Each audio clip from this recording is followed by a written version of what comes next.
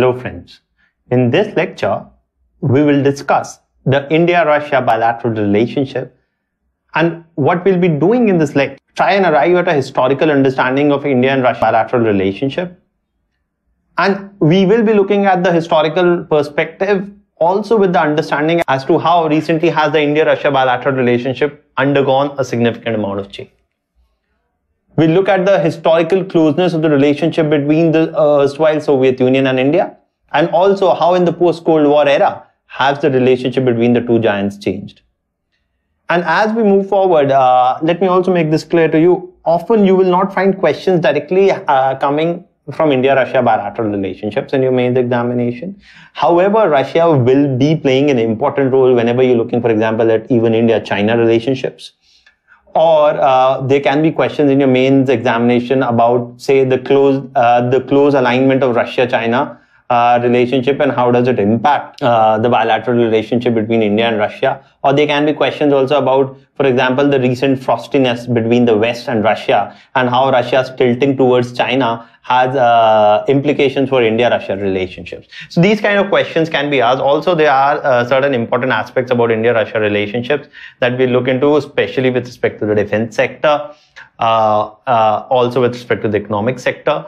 And in this way, try and understand the complexity of the situation here. Also, we would want you to understand that what we'll be discussing is some of the recent initiatives up till the start of 2016, but you should keep a close watch in the newspapers after going through this lecture, because certain new developments are often asked in the mains examination. So this should provide a firm basic understanding of the bilateral relationship between India and Russia.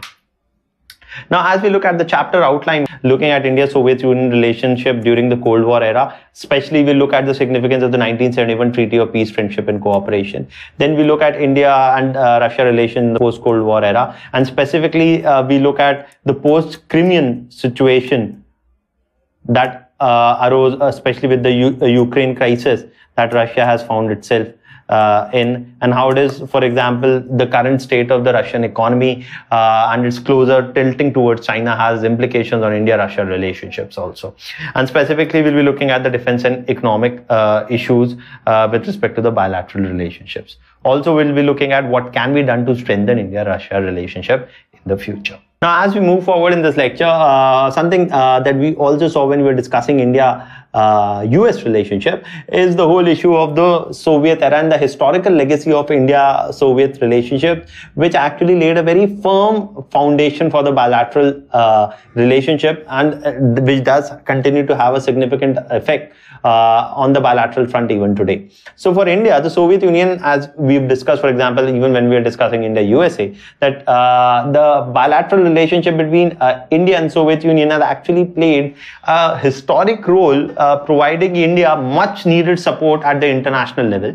And in spite of having a so-called non-alignment policy, India's close relationship with India has cultivated a close or so-called a special relationship with the Soviet Union during the Cold War era. And this close relationship with the Soviet Union came very handy for India, especially in dealing with the twin adversaries, both Pakistan and China during the 60s and especially during the Bangladesh War of 1971.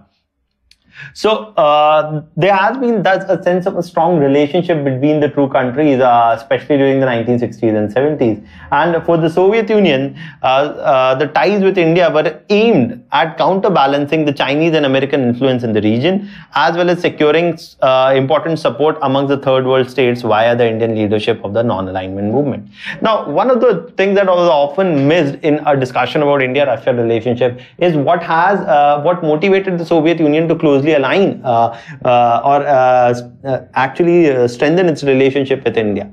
On the one hand was that India was, in one way or the other, the professed leader of the non-aligned group, and the non-aligned group which didn't align either with the Soviet Union or with the Western countries. Now, at this point of time, given India's historic leadership role of the NAM movement, and given Soviet Union's close relationship with India, the cultivation of close relationship with India allowed the Soviet Union to ensure that the newly independent countries of Africa and Asia did not were not forced to join or did not succumb to the temptations of joining the Western Bloc during the Cold War era. Though most of the NAM countries didn't join, even Soviet Union. But one of the aims of cultivating closer relationship with India was that India could play an important role in preventing a lot of these NAM countries from following in the Western camp. So also, another important reason, which often a lot of people underestimate, is the role played by the friction between Soviet Union and China, especially during the 1960s, which actually ensured Soviet Union support for the Indian dispensation. Now, the Soviet Union and China had, anybody who studied global history after World War II finds that the Soviet-China dispute were on a number of matters, including crucially who should be the true leader of the international communist movement during the Cold War. The Chinese under Mao considered themselves to be the true inheritors of Lenin's legacy and considered themselves to be the true leaders of the communist movement. So there was a considerable friction between the Soviet Union and China as to who should be considered as the true leader of the international communist movement. Also, there were border disputes between Soviet Union and China, which led to considerable friction, especially during the late 1960s, between Soviet Union and China, and this also motivated the Soviet Union to cultivate India as a counterbalance to China to whatever extent possible. And also, given the 1962 India-China war, Soviet Union was aware of India's sensitivities towards China. That is why India-Soviet Union partnership also gained momentum, especially after the India-China war in 1962 and the border crisis between Soviet Union and China during the late 1960s. Now, on the other hand, what also motivated a more closely aligned relationship between India and Soviet Union was the fact that Pakistan was being cultivated at the height of the Cold War during the 1960s as an active ally of United States, something that we had discussed when we were seeing India-US relationships. During the Cold War era, Pakistan was being cultivated as an important influence, as an important partner in South Asia by United States. And India was looking with much deep suspicion about the closeness of US-Pakistan relationship. And though Pakistan was just sought to be cultivated by United States as a anti-communist measure, or more importantly, as an anti-Soviet measure, Pakistan did align itself closely with United States, joining the SEATO, the Southeast Asian Treaty Organization, and later the CENTO, both military alliances in West Asia, which were closely aligned with the US-backed Western groups and as a counter to the Union and the Communist bloc. So also India felt threatened by the closeness of US-Pakistan relationship, as this would India feared lead to sidelining of India within South Asia, and India had historically considered South Asia as its own backyard. So it is in this context also that the Soviet support was proving crucial.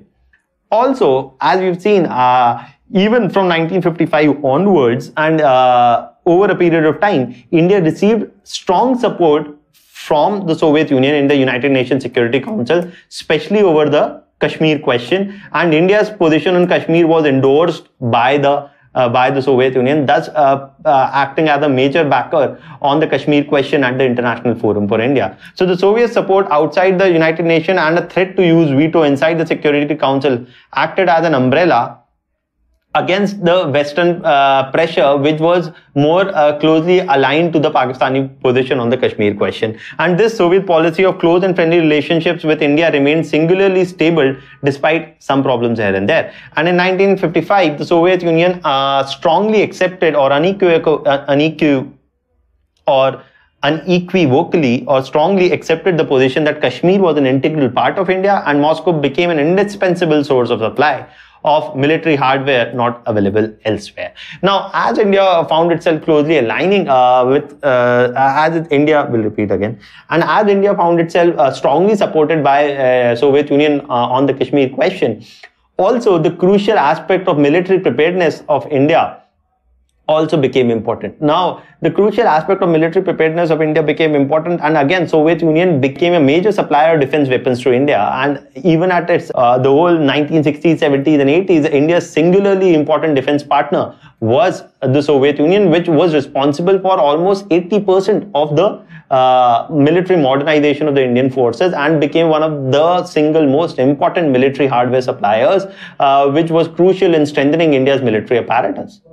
So while the United States, to bring Pakistan within its fold, to be used as a counter-Soviet ally in the region, and then later to ensure that Western groups could arm the Taliban during the Soviet Union invasion of Afghanistan, use Pakistan as a valuable source to counter the Soviet Union in Afghanistan, and thus provided military support as well as financial support to the Pakistani army, was acting in one way against India's interests.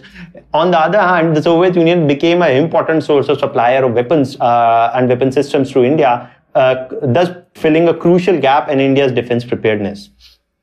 So that was also an important reason which had actually historically brought India and Soviet Union together during the Cold War era.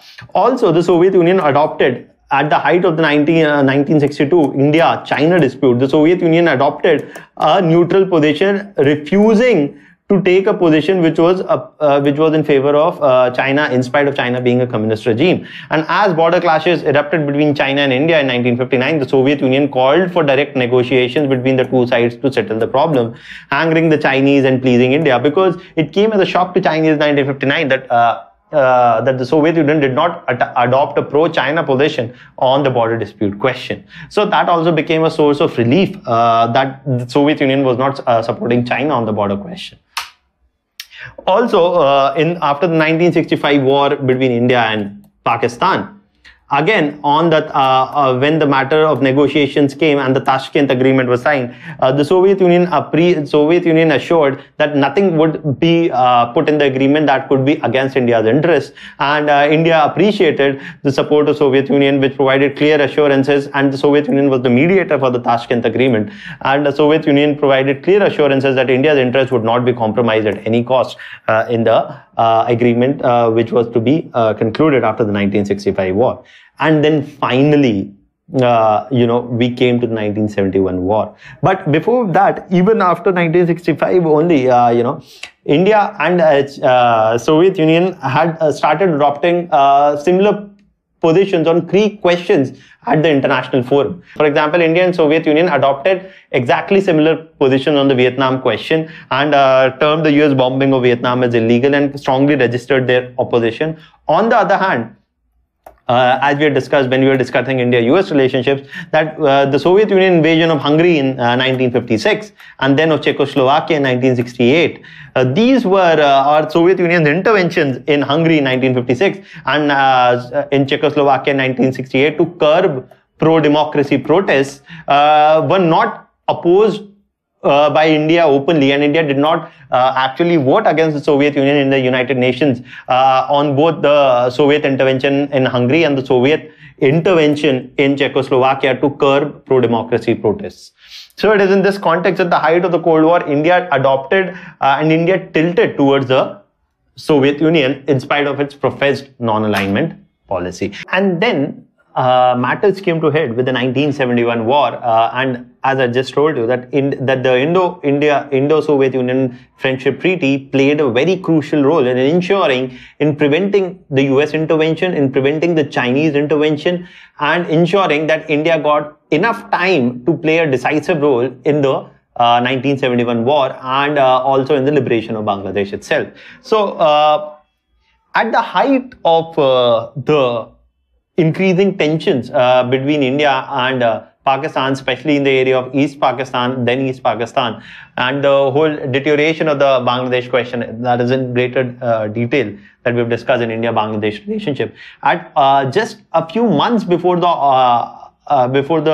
start of the India-Bangladesh war, India actually finalized the Friendship Treaty. India finalized the Friendship Treaty with Soviet Union, which was also known as the India-Soviet Union Treaty of, which was also known as the Soviet-Indian Treaty of Peace, Friendship and Cooperation, and which was signed in 1971 and was supposed to be operational for a period of 20 years. Now, India had concluded this friendship treaty with Soviet Union. It didn't conclude any of such friendship treaties with the United States. And a lot of observers pointed out that India's conclusion of such a formal friendship treaty with Soviet Union actually somehow raises question about its non-alignment policy. But nonetheless, India firmly went ahead and completed this friendship treaty. What was so crucial about the friendship treaty was that as the tensions which led up to the 1971 war were building up, United States made its position very clear that if at all a country such as China intervened on behalf of Pakistan on the war front in East Bangladesh, in East Pakistan, then United States would not interfere. Basically, what United States was trying to tell to India indirectly was if there was any intervention by China in support of Pakistan in case of any war between India and Pakistan, then in that condition, United States would not intervene. What tacitly in a covert manner US was doing was it was endorsing Pakistan and China against India. And it is at this context and it is at this point of time that the Soviet Union support came as a major source of relief, because the treaty that India signed for 20 years in 1971, because the treaty ensured that both the countries will help each other in times of need. In times of need, meaning that in case there is a war, firstly, neither India nor Soviet Union will indulge in activities which are detrimental to each other. So that meant the Soviet Union would not come to China's assistance or to Pakistan's assistance in case of any dispute between India and Pakistan or India and China. And more importantly, it went on to say that if at all India faces a distress situation, or if at all Soviet Union faces a distress situation, both the countries will help each other out and can use any and all options to help each other out. That is, the high contracting party should immediately enter into a mutual consultation in order to remove any threat and to take effective measures to ensure peace and security of their countries. What basically the 1971 treaty gave to India was assured military assistance in case the US intervened or in case China intervened in the war between India and Pakistan. So it was thus that the India's 1971 treaty was thus an effective balance of power strategy that India used. It provided an insurance of Soviet diplomatic support as well as military support to India in case of any outbreak of war between India and Pakistan. And so just months after the conclusion of treaty, when a full-blown war broke out between India and Pakistan on the question of East Pakistan or on the question of liberation of Bangladesh, the Soviet Union the recently concluded treaty with Soviet Union came handy. The Soviet Union vetoed a number of Security Council resolutions which were introduced against India in the United Nations, and provided an insurance of Soviet diplomatic support in the United Nations if the issue reached the world body. Now, once the war started, the Soviet Union made it clear in the United Nations that India was not the aggressor against Pakistan. Deteriorating security situation in East Bangladesh and the migrant problem and the whole issue of migrants and war displaced migrants which were entering into the northeastern portion of India mandated an Indian intervention, and it was a human rights crisis situation that was actually also likely to affect India's stability of India's northeast. And on these grounds, India was well within its right to intervene in the situation, and India was not the aggressor in the 1971 war. And so Soviet Union attributed the sole responsibility for the 1971 war to Pakistan and warned other governments to avoid getting involved in the conflict. And thus, Soviet Union provided an assured military as well as diplomatic support to India at a very crucial time. And this gave India crucial time in consolidating its military position in East Pakistan. The Soviet Union vetoed the UN resolutions calling for a ceasefire and the withdrawal of Indian forces from East Pakistan or Bangladesh. So the Soviet Union supported the United Nations of vetoing proposals for installation of immediate ceasefire. It gave India valuable days, which played a very important role in allowing Indian forces, along with the Bangladeshi Liberation Movement forces, to settle the matter conclusively and to oust the Pakistani army from Bangladesh and enforce a surrender in the 1971 war. And at the peak of tensions, when the United States dispatched the USS Enterprise to actually threaten India that unless and until India backs off, the US Navy may intervene in favor of Pakistan. The Soviet Union also dispatched naval vessels to counter possible US intervention in the area. So yes, at the height of the 1971 war, the Cold War came pretty close to South Asia. But given the Soviet Union's firm support to India, India got crucial time to enforce a Pakistani surrender even before the US Navy could intervene. And thus, India's military victory would not have been possible in the 1971 war without the deterrent posture adopted by the Soviet Union vis-a-vis the extra-regional powers in the region. So, if you see, thus such a valuable role has been played by Soviet Union, and that is what, even after the disintegration of the Soviet Union, even after the Cold War era has ended and the so-called historic tensions of Cold War eras have ended, and even when India is warming up to the United States and United States is warming up to India, the historical legacy of India-Russia relations is such that it has continued despite India's strengthening of relationships with the United States. However, the disintegration of the Soviet Union in 1990 and the end of the Cold War meant that the situation on ground changed drastically. Rather than having a bipolar world would mean that the United States camp on the one side and the Soviet Union camp on the other side. Rather than having a bipolar world which had two major superpowers, now was the world where there was only one superpower, and that was the United States. And the disintegration of Soviet Union meant that the world became from a bipolar world to a unipolar world. And at this point of time, thus the disintegration of Soviet Union left Russia much weaker than at the height of the strength of the communist movement. Also the result was that the weak Russia, at least during the whole 1990s, was much wary of US being the sole superpower, and Russia was actively looking forward to cultivate. Russia was already looking forward to cultivate groupings that could act as an effective counterweight to US at the world level, and that could challenge US hegemony. And at this point of time, China had already been a rising power, and Russia was looking at some sort of alliance which could be made between Russia, India and China. And that is when the Russian Prime Minister in 1998 actually formally proposed a plan for a Russia, India, China trilateral to counter the US hegemony. And this was proposed by the Russian Prime Minister Primakov at that point of time, and was known as the Primakov Plan also. However, even when the idea was initially proposed, there was not much movement on the ground level to actually give this idea concrete reality. But Russia, the proposal of the RIC plan, or the Russia, India, China trilateral grouping, was evident that Russia was looking towards China as well as India to act as a counter against the United States at the international level. However, this idea didn't materialize in any significant manner. India went on to sign the strategic partnership with Russia in 2000.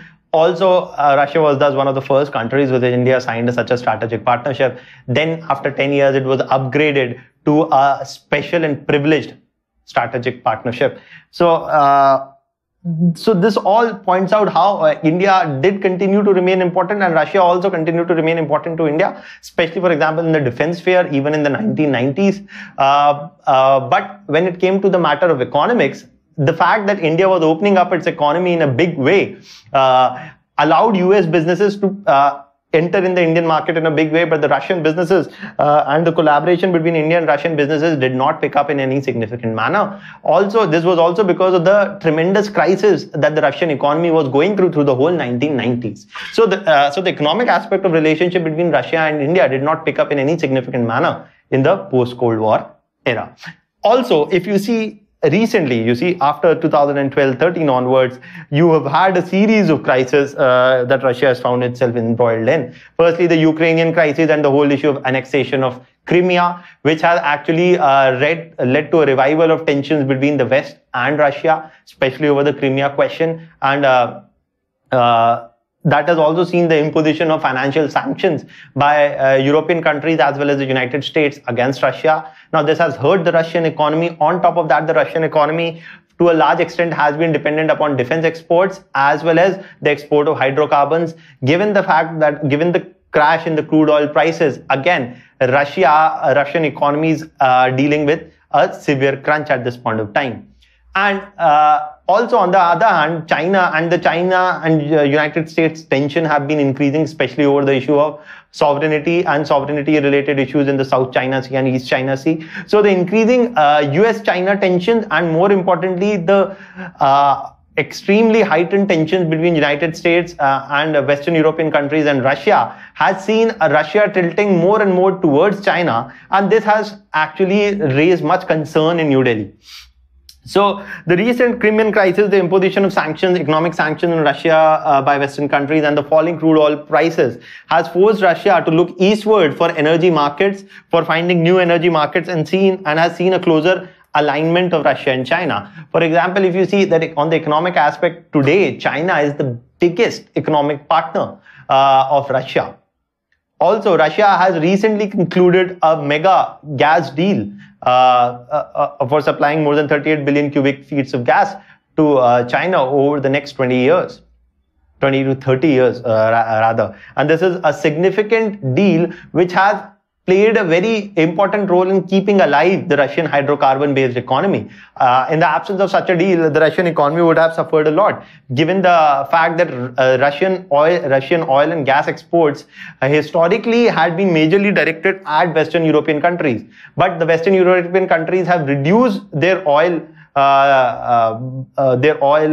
imports from Russia, given the sanctions imposed by the Western economy on the question of Crimea. And this has forced Russia to look for markets elsewhere, especially towards Eastern countries, to ensure that its hydrocarbon-based economy doesn't collapse. And China has emerged as the biggest market where Russia is looking for collaboration with China, and has actually signed 2 mega gas deals with China in the span of 3 years. And these are gas deals which are huge in terms of the economic impact, which can singularly, given the volumes that Russia is looking at exporting to China through these gas pipeline deals, is going to play a very important role in keeping the Russian economy alive. So Russia is actually tilting significantly towards China. And given the fact that Russia historically has been a major supplier of defense weapons and has actually played a very important role in supporting India and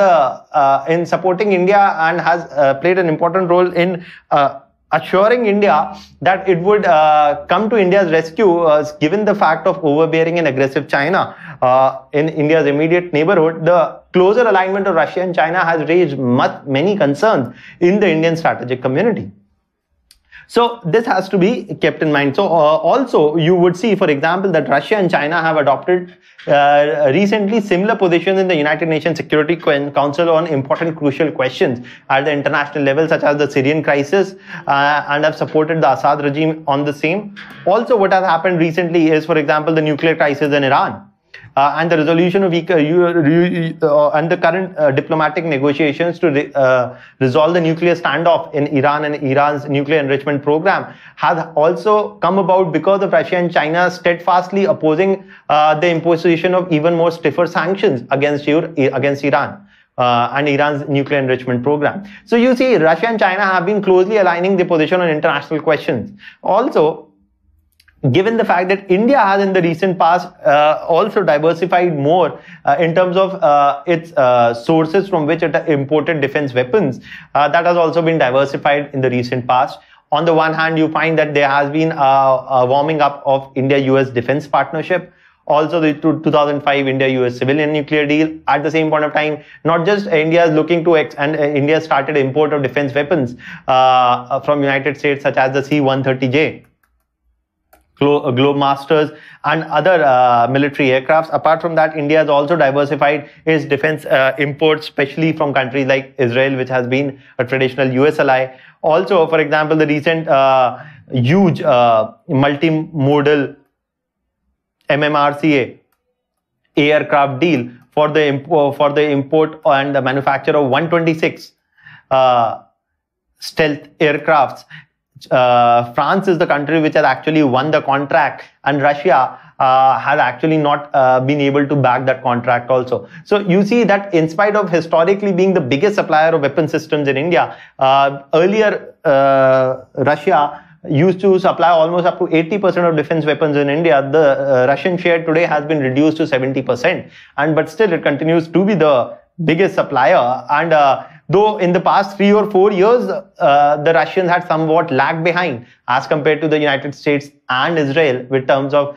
weapon system supply to India. But again, after the December 2015 visit of Narendra Modi to Russia, things have again started swinging in Russia's favor, and India is looking to strengthen its defense collaboration with Russia. So you see that there is a considerable amount of Russia and China coming together on important questions. Also, there is a considerable amount of friction between Russia and the West, also between China and the West, especially on the South China Sea dispute. And also, importantly, there has been a warming up of India's relationship with the West, especially with the United States. In the economic arena, India-US economic trade stands at $100 billion today, whereas India-Russia economic trade stands at $10 billion today. But it would also be just insufficient, and it would be short-sighted to compare India's relationship with Russia and India's relationship with United States only in terms of economic needs, because the historical legacy of India-Russia relations has been such that the Soviet Union and then Russia has been a traditional supporter of India on a large number of crucial questions. So that also weighs down on the Indian strategic establishment. And even today, Russia is ready to share the kind of sensitive weapon systems technology with India that no other country is ready to share. For example, the nuclear-powered submarines. Now, Russia has been ready to lease out nuclear-powered submarines to India, which no other country has been ready to do that till now. So you see that even today, Russia continues, though continues to be an important player in India's foreign policy perspective, though it is not at the heights at which it was during the Cold War era. And though India has warmed up to the United States, but then also broadly it would be an exaggeration to say that Russia no longer enjoys prominence in Indian foreign policy. Russia continues to enjoy prominence in Indian foreign policy, though India has a much more diversified policy with terms of defense imports, and also India follows a much more multi-aligned or a multi-vector foreign policy at the international level. Don't forget, also India is India is an important partner in the BRICS community, where Brazil, Russia, India and China, all three of them come together. Now, finally, coming back to the economic aspect of the relationship, we are also looking at an aspect of relationship which is actually one of the weakest links in India-Russia relationships. Now, the economic aspect of the relationship continues to be actually the weakest links in Russia-India relationships, and also is that aspect of the bilateral relationship where there is much scope for strengthening the bilateral relationships. So the economic relationships that have the highest, the strongest scope for strengthening the bilateral relationship. And currently you see that, as if you just put, things in perspective, that for example, currently if you see that the India-Russia relationship, economic relationship, India-Russia economic relationships stands at a mere $10 billion per year. The initial target was actually that by 2015 we were planning to reach a target of $20 billion per year, but that was definitely not reached. We're just halfway down. We're actually at $10 billion per year. And on the other hand, now when Modi recently went to Russia, the target has been increased, that over the next 10 years, we are looking at tripling the bilateral trade to $30 billion per year. But when you compare, for example, India-US economic relationship, you find that India-US economic relationship already stands at $100 billion per year.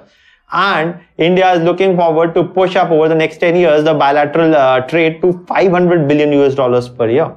So you see that the magnitude of economic strength arm of the relationship is much stronger with United States than with Russia. On the other hand, the defense arm of the relationship is much stronger with Russia than with the United States. So that is something that has to be kept in mind.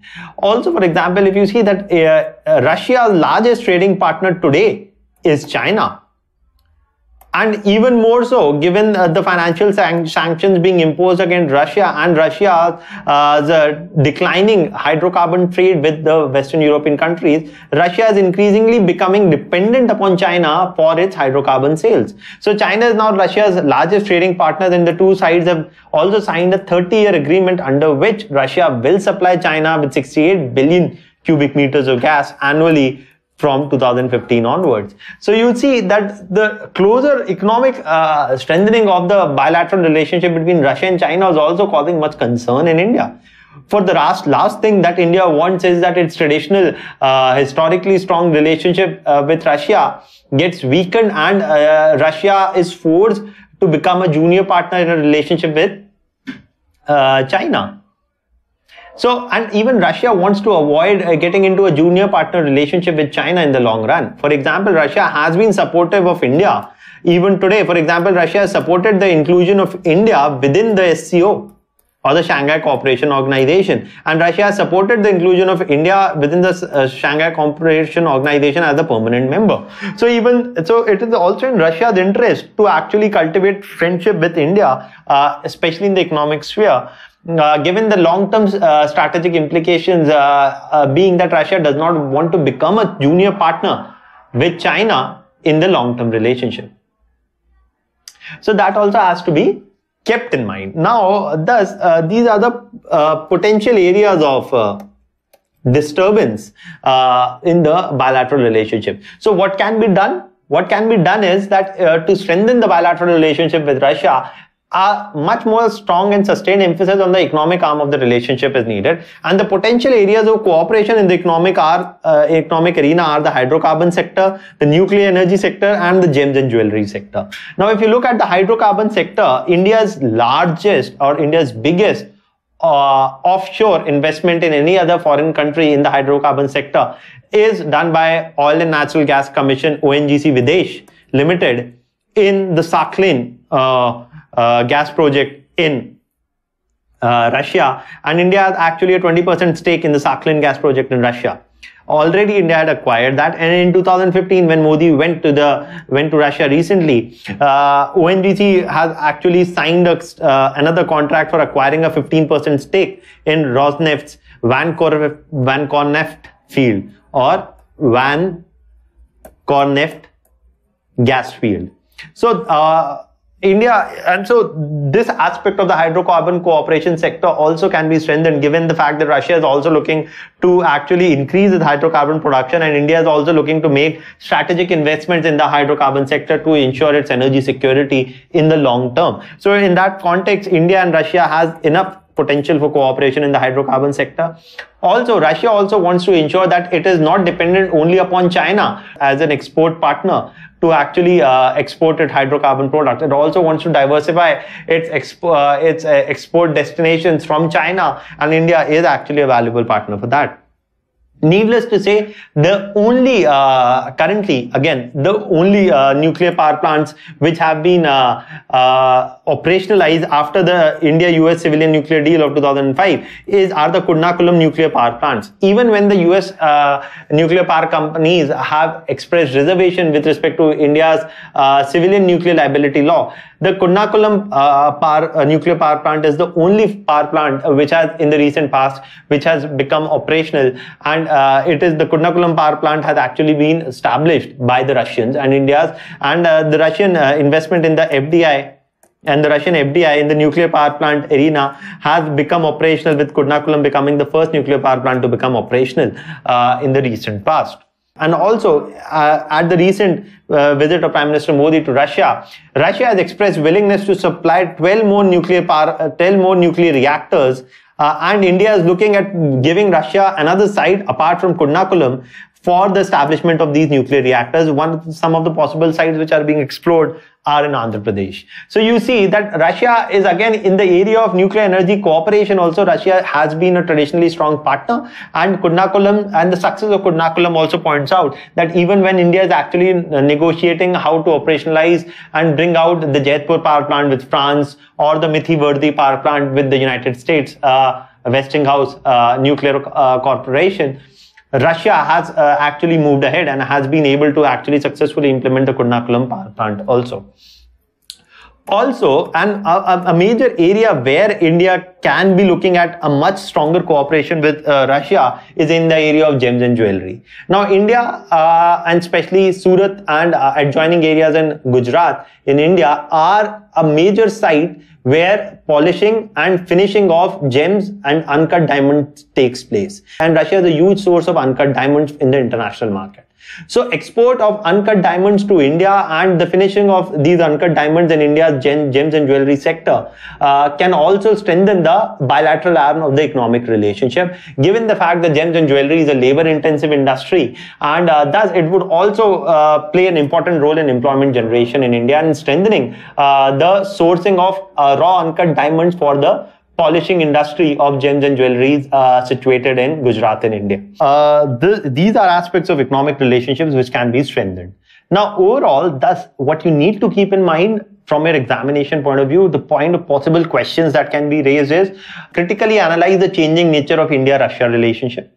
So whenever you're writing about the critical analysis about the changing nature of India-Russia relationship, then what you would be looking at is what has been the historical role of Russia in Indian foreign policy. Also, how in the area of defense cooperation, Russia continues to be an important partner, especially in co-development projects and joint development projects in the defense arena. And how also the weakest aspect of India-Russia relationship has been the economic trade aspect. And also what needs to be done to strengthen the economic relationship between India and Russia, so as to also ensure that Russia is not forced into pivoting itself with China as the major partner in its foreign policy. And for that, India needs to increase its defense cooperation as well as economic cooperation, so as to ensure that India, especially in the area of hydrocarbon sector and the nuclear energy sector, and also in the area of gems and jewelry, can play an important role, offering an important market for Russian goods also, and feeding the Russian goods into the Indian export market itself. Through the whole activities of gems and jewelries in the first place. Remember, India is a major exporter of finished gems and jewels, and Russia is a big source of supply of uncut diamonds, which can feed into India's gems and jewelry segment of economic market.